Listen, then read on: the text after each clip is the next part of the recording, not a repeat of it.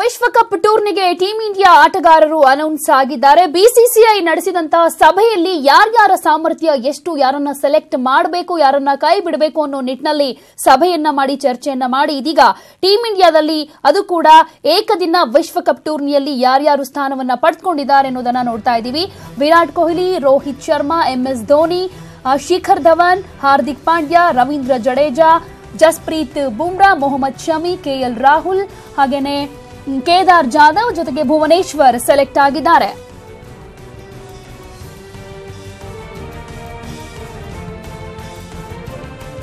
ಈ ಬಗ್ಗೆ ಮಾತನಾಡೋದಕ್ಕೆ ಕ್ರಿಕೆಟ್ ವಿಶ್ಲೇಷಕರಾಗಿರುವಂತಹ ಚಂದ್ರಮೌಳಿ ಕಣವಿ ಅವರು ದೂರವಾಣಿ ಸಂಪರ್ಕದಲ್ಲಿದ್ದಾರೆ. ನಮಸ್ತೆ ಚಂದ್ರಮೌಳಿ ಕಣವಿ ಅವರೇ.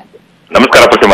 ಹೇಗೆ ಅನಿಸ್ತಾ ಇದೆ, ಟೀಂ ಇಂಡಿಯಾ ಆಟಗಾರರು ಯಾರ್ಯಾರು ಅನೌನ್ಸ್ ಆಗಿದ್ದಾರೆ ಅನ್ನೋ ಲಿಸ್ಟ್ ಸಿಕ್ಕಿದೆ ಅಂತ ಅನ್ಸುತ್ತೆ, ಏನ್ ಹೇಳ್ತೀರಾ?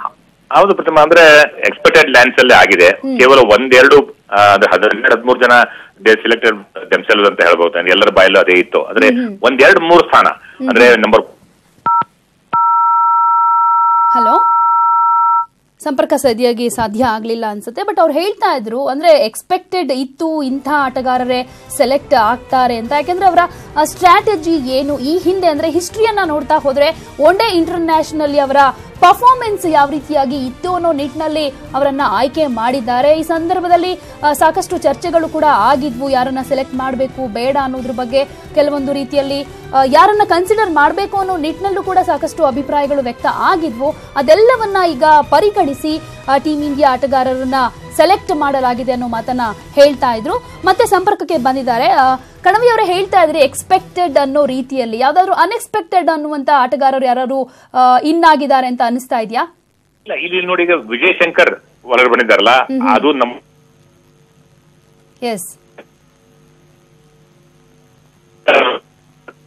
ಕಣವಿ ಅವರೇ ಮತ್ತೆ ನಿಮ್ಮನ್ನ ಸಂಪರ್ಕ ಮಾಡ್ತೀವಿ. ಯಾಕೋ ಸರಿಯಾಗಿ ವಾಯ್ಸ್ ಕೇಳಿಸ್ತಾ ಇಲ್ಲ ನಿಮ್ದು. ಅವ್ರು ಹೇಳ್ತಾ ಇದ್ರು, ಅಂದ್ರೆ ಅನ್ಎಕ್ಸ್ಪೆಕ್ಟೆಡ್ ಅಂತ ಬಂದ್ರೆ ಇಲ್ಲಿ ವಿಜಯ್ ಶಂಕರ್ ಅನ್ನುವಂತ ಅಭಿಪ್ರಾಯವನ್ನ ಅವರು ಇಲ್ಲಿ ವ್ಯಕ್ತಪಡಿಸ್ತಾ ಇದ್ರು. ಅಂದ್ರೆ 9 ಒನ್ ಡೇ ಇಂಟರ್ನ್ಯಾಷನಲ್ ಆಡಿರೋದು ವಿಜಯ್ ಶಂಕರ್. ಅದರಲ್ಲಿ ಅವರ ಬ್ಯಾಟಿಂಗ್ ಸರಾಸರಿ ನೋಡ್ತಾ ಹೋದ್ರೆ 38 ಇದೆ, ಬೌಲಿಂಗ್ ಸರಾಸರಿ 94ರಷ್ಟಿದೆ, 165 ರನ್ಗಳನ್ನ ಗಳಿಸಿದ್ದಾರೆ. ಅದರಲ್ಲಿ ಗರಿಷ್ಠ ಗಳಿಕೆ ಅಂದ್ರೆ 46. ಅದರಲ್ಲಿ ಬೆಸ್ಟ್ ಬೌಲಿಂಗ್ ಅಂತ ಬಂದ್ರೆ 15 ರನ್ ಕೊಟ್ಟು ಇವರು 2 ವಿಕೆಟ್ ತೆಗೆದುಕೊಂಡಿರೋದು. ಅಂದ್ರೆ ಬೆಸ್ಟ್ ಅಂದ್ರೆ 2 ವಿಕೆಟ್ ಗಳಿಸಿರೋದೇ ಇವರ ಸಾಧನೆ. ಇವರನ್ನ ಸೆಲೆಕ್ಟ್ ಮಾಡಿರೋದು ಒಂದ್ ಕಡೆ ಎಲ್ಲೋ ಅನ್ಎಕ್ಸ್ಪೆಕ್ಟೆಡ್ ಅನ್ನಿಸುತ್ತೆ ಅನ್ನುವಂತ ಅಭಿಪ್ರಾಯವನ್ನ ಹೇಳ್ತಾ ಇದ್ರು ಚಂದ್ರಮೌಳಿ ಕಣವಿ ಅವರು.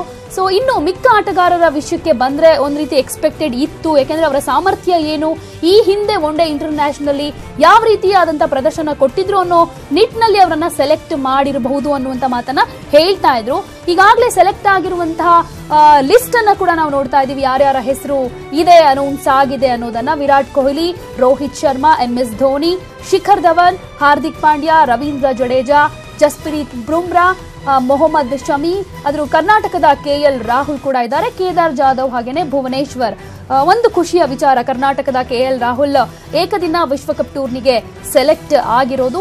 ಎಲ್ಲಾ ರೀತಿಯಾದಂತಹ ಮಾನದಂಡಗಳನ್ನ ಇಲ್ಲಿ ಕನ್ಸಿಡರ್ ಮಾಡಿ ಇವರನ್ನ ಸೆಲೆಕ್ಟ್ ಮಾಡಲಾಗಿದೆ. ಅದರಲ್ಲಿ ವಿಜಯ್ ಶಂಕರ್ ಹೆಸರು ಇರೋದು ಒಂದ್ ರೀತಿ ಅನ್ಎಕ್ಸ್ಪೆಕ್ಟೆಡ್. ಯಾವ ರೀತಿಯಾಗಿ ಅಷ್ಟೊಂದು ಒಳ್ಳೆ ಪರ್ಫಾರ್ಮೆನ್ಸ್ ಅನ್ನ ಇದುವರೆಗೂ ಅವರು ಕೊಟ್ಟಿಲ್ಲ. ಗರಿಷ್ಠ ಸಾಧನೆ ಅಂದ್ರೆ 2 ವಿಕೆಟ್ ಕಬಳಿಸಿರೋದೇ ಗರಿಷ್ಠ ಸಾಧನೆ. But ಆಡಿರೋದು 43 ಪಂದ್ಯಗಳನ್ನ.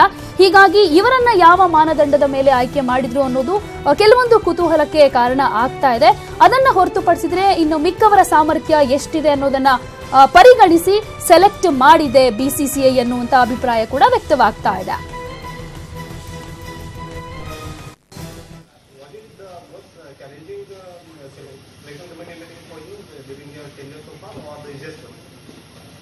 Well, we've been planning soon after the completion of Champions Trophy for this. But let me frankly tell you, in the last month or so, there were a couple of places which have really cropped up, like Vijay Shankar. Any results? Yeah, we do have results. We'll let you know.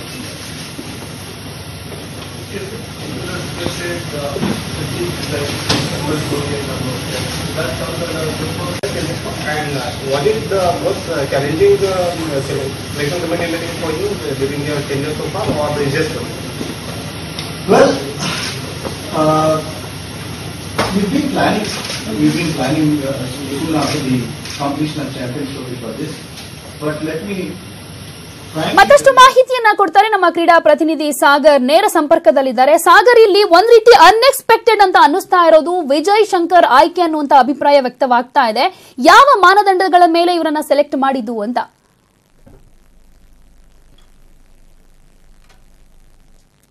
Sagar, ನನ್ನ ಧ್ವನಿ ಕೇಳ್ತಾ ಇದ್ರೆ ವಿಜಯ್ ಶಂಕರ್ ಆಯ್ಕೆಯ ಮಾನದಂಡ ಏನಾಗಿತ್ತು ಅನ್ನೋದ್ರ ಬಗ್ಗೆ explain ಮಾಡೋದಾದ್ರೆ? ಖಂಡಿತ ಪ್ರತಿಮಾ, ನಾವು ಇಲ್ಲಿ ನೋಡಬಹುದು 15 ಸ್ಕ್ವಾಡ್ ಅಲ್ಲಿ, ಟೋಟಲ್ ಟೀಮ್ ಸ್ಕ್ವಾಡ್ ಅಲ್ಲಿ ಕಂಪ್ಲೀಟ್ ಬ್ಯಾಲೆನ್ಸ್ ಆಗಿ ನೋಡೋಕೆ ಟ್ರೈ ಮಾಡಿರುವಂತದ್ದು ಏನು ಆಯ್ಕೆ ಸಮಿತಿ. ಪ್ರಮುಖವಾಗಿ ನಾವು ಟಾಪ್ ಆರ್ಡರ್ ಬ್ಯಾಟ್ಸ್ಮನ್ಗಳು, ಮಿಡ್ಲ್ ಆರ್ಡರ್ ಬ್ಯಾಟ್ಸ್ಮನ್ವರೆಗೂ ನಾವು ನೋಡಬಹುದು. ಆದ್ರೆ ಹಾರ್ದಿಕ್ ಪಾಂಡ್ಯ ಬದಲಾಗಿ ಒಬ್ಬ ಎಕ್ಸ್ಟ್ರಾ ಆಲ್ರೌಂಡರ್ ಆಗಿ ತಂಡದಲ್ಲಿ ವಿಜಯ್ ಶಂಕರ್ ಅವ್ರನ್ನ ಗುರುತಿಸಲಾಗಿದೆ ಪ್ರಮುಖವಾಗಿ. ಯಾಕಂದ್ರೆ ಈಗ ಆಲ್ರೆಡಿ ಪೇಸರ್ಸ್ಗಳು ಜಸ್ಪ್ರೀತ್ ಬುಮ್ರಾ ಆಗಿರ್ಬೋದು, ಶಮಿ ಹಾಗೂ ಭುವನೇಶ್ವರ್ ಕುಮಾರ್ ಇದ್ದಾರೆ. ಆದ್ರೆ ಎಕ್ಸ್ಟ್ರಾ ಒಬ್ಬ ಆಲ್ರೌಂಡರ್ ಬೇಕಾಗಿರೋದ್ರಿಂದ, ತಂಡದಲ್ಲಿ ಅವಶ್ಯಕತೆ ಇರೋದ್ರಿಂದ ಒಬ್ಬ ಆಲ್ರೌಂಡರ್ ವಿಜಯ್ ಶಂಕರ್ನ ಸೆಲೆಕ್ಟ್ ಮಾಡಿರುವಂತದ್ದು. ಪ್ರಮುಖವಾಗಿ ಕಳೆದ ಒಂದು ಸೀರೀಸ್ ಗಳಲ್ಲಿ ನೋಡಬಹುದು, IPL ನಲ್ಲಿ ನೋಡಬಹುದು, ಒಂದು ಉತ್ತಮವಾದ ಪ್ರದರ್ಶನ ಕೂಡ ಕೊಡ್ತಾ ಇದ್ದಾರೆ. ಹೀಗಾಗಿ ಏನು ಎಕ್ಸ್ಟ್ರಾ ಒಂದು ಆಲ್ರೌಂಡರ್ ಆಗಿ ವಿಜಯ್ ಶಂಕರ್ ಸೆಲೆಕ್ಟ್ ಮಾಡಿರುವಂತದ್ದು.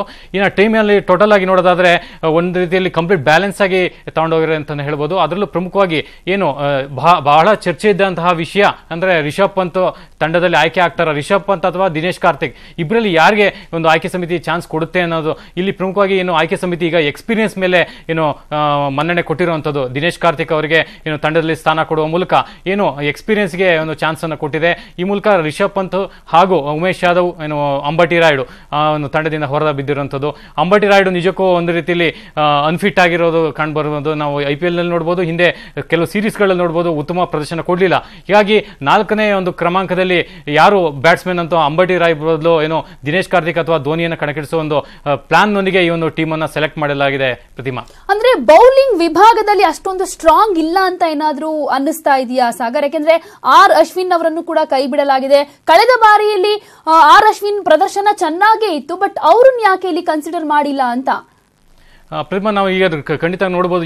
ಇತ್ತಿನ ಅಪ್ಗ್ರೇಡೆಡ್ ಕ್ರಿಕೆಟ್ ಅಲ್ಲಿ ನೋಡಬಹುದು, ಕಳೆದ 2 ವರ್ಷದಿಂದ ಏನು ಲಿಮಿಟೆಡ್ ಓವರ್ ಕ್ರಿಕೆಟ್ ನಲ್ಲಿ ಅಶ್ವಿನ್ ತಂಡದಿಂದ ಹೊರಗಿಡಲಾಗಿದೆ. ಯಾಕಂದ್ರೆ ಈಗ ರಿಸ್ಟ್ ಸ್ಪಿನ್ನರ್ಗಳು ತಂಡದಲ್ಲಿ ಎಂಟ್ರಿ ಕೊಟ್ಟಿರೋದ್ರಿಂದ ಯಜುವೇಂದ್ರ ಚಹಲ್ ಆಗಿರ್ಬೋದು, ಕುಲ್ದೀಪ್ ಯಾದವ್ ಆಗಿರ್ಬೋದು, ಪ್ರಮುಖವಾಗಿ ಈ ರಿಸ್ಟ್ ಸ್ಪಿನ್ನರ್ಗಳ ಎಂಟ್ರಿ ನಂತರ ಟೀಮ್ನಲ್ಲಿ ಬದಲಾವಣೆ ಸಾಕಷ್ಟು ಕಂಡು ಬಂತು. ಹೀಗಾಗಿ ಅಶ್ವಿನ್ ಒಂದು ಕಡೆಗಣಿಸಿ ಒಂದು ಆಯ್ಕೆ ಸಮಿತಿ ಏನು ಚಹಲ್ ಹಾಗೂ ಕುಲ್ದೀಪ್ಗೆ ಸದ್ಯ ಇಬ್ಬರು ಲೀಡಿಂಗ್ ವಿಕೆಟ್ ಟೇಕರ್ ಆಗಿರೋದ್ರೆ ಏನು ಟೀಮ್ ಇಂಡಿಯಾ ಪರ ಕರೆಂಟ್ ಲಾಸ್ಟ್ ಸೀಸನ್ ಇಂದ.